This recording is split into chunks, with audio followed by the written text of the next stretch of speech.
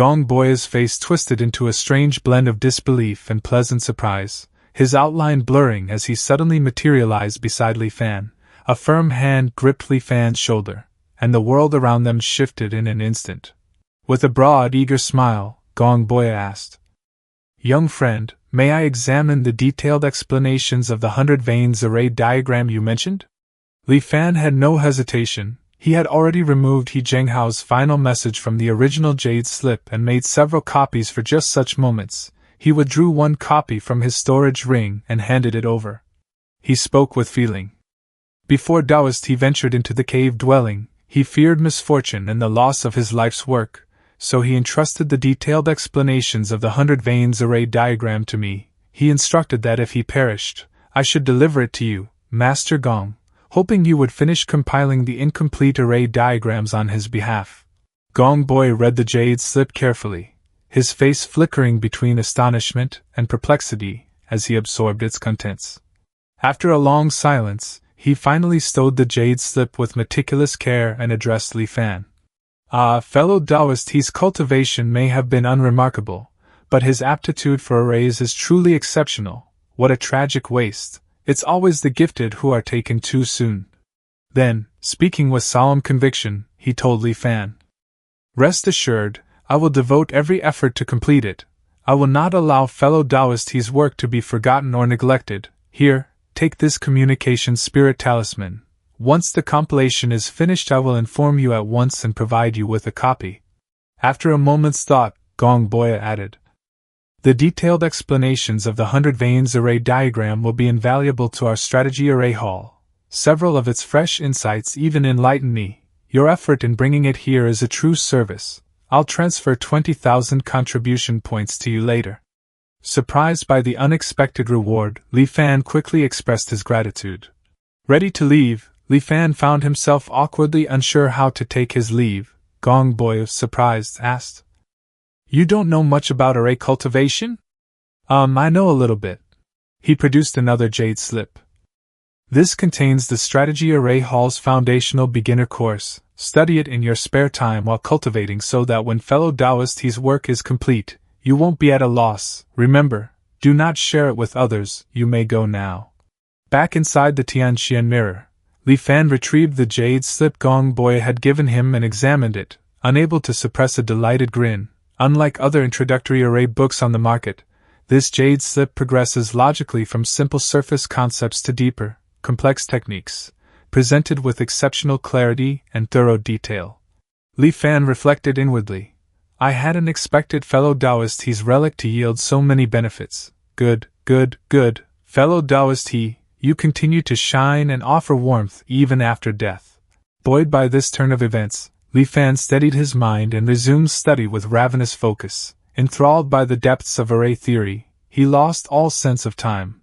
After an indeterminate span, a faint stirring of his spiritual sense jolted him awake. Checking the date, Li Fan saw it was anchor year 18 and clicked his tongue in amazement. To him it felt like only days had passed. Studying arrays consumes far more time than cultivation itself, yet why have I suddenly woken? Li Fan frowned as memories flickered through his mind.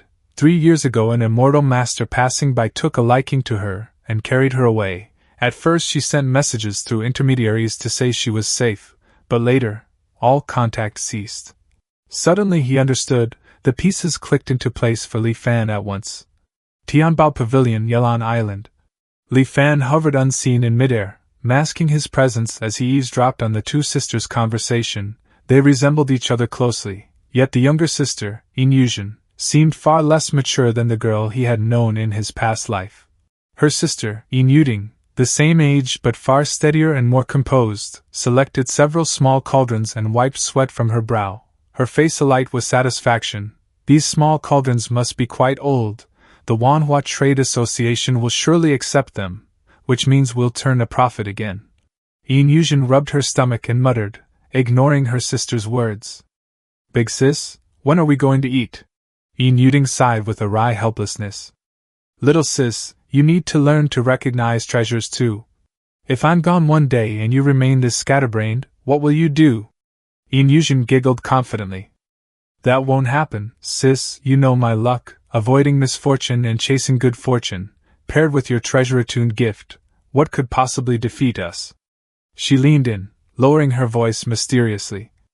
Sis, the faint premonition I felt before vanished completely when I woke this morning. Yuding's eyes brightened in response. The sisters whispered a few more words before bursting into playful laughter and roughhousing.